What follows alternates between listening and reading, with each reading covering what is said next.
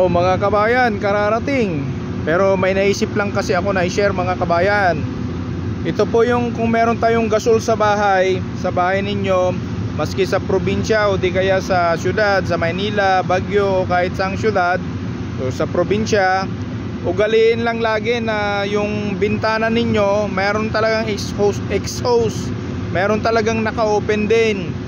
Wag po yung bintana ninyo ay naka-close lahat yung bahay nyo, kasi baka pag nag-leak po yung iyong gasol o Shellane, pag kahit konting sigarilyo lang o konting click lang ng posporo ay sasabog po ang bahay.